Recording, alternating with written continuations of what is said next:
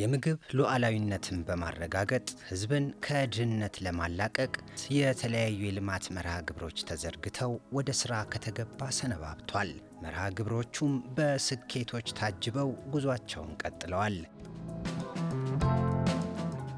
ኢትዮጵያ ከጥቂት ዓመታት በፊት ያስጀመረችው የመስኖ ስንዴ ልማት፣ የከተማ ግብርና እንዲሁም የሌማት ትሩፋት መርሃ ግብሮች የምግብ ሉዓላዊነትን በማረጋገጥ የተረጂነት አስተሳሰብን በመስበር የዜጎችን የኑሮ ሁኔታ በማሻሻል ከፍተኛ ምርታን ማስመዝገብ ተችሏል።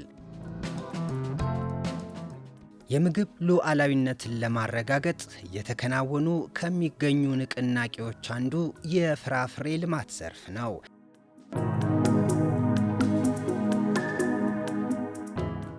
ይሄን አቮካዶ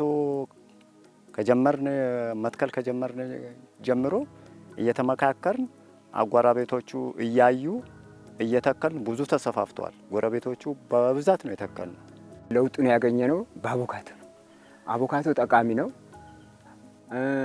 መልከት ብለን አስበን ስናየው ለቤታችን ልጆቻችን እየበሉ ትምህርትም ሲሄዱ እየበሉ ማታም ሲመለሱ እየበሉ አንደኛም ደግሞ በገንዘብ ልዋጭ ስንለውጠው በጣም እያካካሰን ነው። የወደፊት እንዳውም ደግሞ ለማልማት አቮካዶ ለማስፋት እቅድ አለን። ይሄ በሙዝ ተሸፈነው የምታዩት አጠቃላይ ከ20 ሄክታር በላይ መሬት በባህር ዛፍ ተከልሎ ባህር ዛፍ ነበረ። ይሄ ነቅላችሁ ሙዝ ቢትቀይሩ የተሻለ ውጤት ታገኛላችሁ የሚል ግንዛቤ ተሰጠን። እኛም ወዲያው ሳናመናታ አመንበት። እዚህ ላይ ሙዝ ተከልኩ። መጀመሪያ ከሙዙ ቀጥዬ ማንጎ፣ ሎሚ፣ ዘይቶን፣ ብርቱካን። ማንጎ 24 እግር ነው ይሄ ዛፉ የምታዩት። እንደዚህ ምርት ላይ ያለ ማለት ነው። ከ4 ዓመት ወደዚህ ምርት ላይ ነው። በየአመቱ ምርት ይሰጣል። ስለዚህ መስራት ጥሩ ነገር ነው። መስራት ለአንተ ብቻ ሳይሆን ለአካባቢህም ይጠቅማል። ፍራፍሬ ላይ ባለፉት 2-3 ዓመታት በተለይም ማንጎ፣ ሙዝ፣ ፓፓያ ሻል ያለ አቮካዶን ጨምሮ ሻል ያለ ውጤት አስመዝግበናል። እነዚህ ፍራፍሬዎች በምግብ ራስን ለመቻል ያለንን መሻት ለመከወን የሚያግዙ ስለሆነ እየተከል እግረ መንገድ የምግብ ፍላጎቶቻችንን ለመመለስ የሚያስችል ስራ እንሰራለን። የምግብ ሉዓላዊነትን ለማረጋገጥ በሁሉም ዘርፍ ምርታማነትን ለማሳደግ የተጀመረው ንቅናቄ በተለያዩ የግብርና ስራ ዘርፎች መስፋፋቱን ተያይዞታል። በሌማት ትሩፋትም ሆነ በሌሎች የግብርናው ዘርፍ በተከናወኑ የልማት ስራዎች በመሳተፍ ምርታማነትን በማሳደግ ህይወታቸውን በመለወጥ ላይ ያሉ ትጉህ ኢትዮጵያውያንን መመልከት የሰርክ ተግባር እየሆነ መጥቷል። ላሞች አረባለሁ፣ በሮች ከኋላ አደልባለሁ። ዶሮ፣ የእንቁላል ዶሮች አሉ። እነኚህ እንደምታዋቸው የፈረንጅ ጥጆች አሉ፣ የድል በሬ አለ፣ የእርሻ በሮች አሉ። ከትንሽ ቀፎ ጀምረን ከዛም በኋላ ደግሞ ሁኔታው እየበዛ ሲመጣ በርከት ያለው ማር ሲናገኝ ማለት ነው። አሁን ማር በደንብ እያመረትን ነው ያለነው። በከብት እርባታና በማር ምርት ላይ ተስማርቼ እገኛለሁ። ሁለቱም ላይ በማር ምርት ላይ በ2017 ላይ 35 ኪሎ የተጣራ ማር አግኝቻለሁ።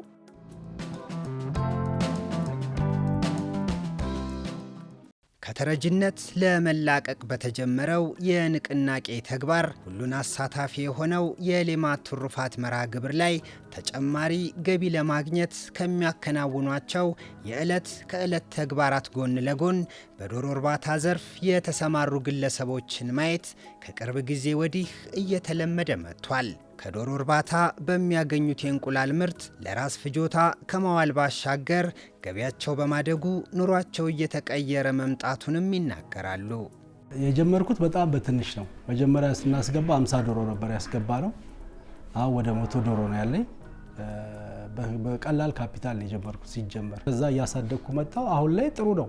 ውጤቱን በደንብ አይተናል። 90 ዶሮ እዚህ ያስገብተን 72 እንቁላል አትሊስት 80% በየቀኑ ዴይሊ እናገኛለን። ይሄ ማለት ትርፋማ ያደርጋል።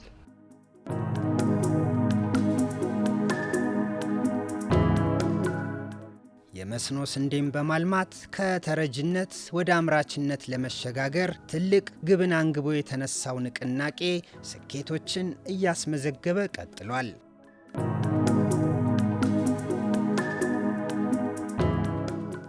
ቀደም ሲል በድርቅና በእርዳታ የሚታወቁ አካባቢዎች ሳይቀር በመስኖ ስንዴ ልማት ምርታማ መሆን ከጀመሩ ከራርመዋል።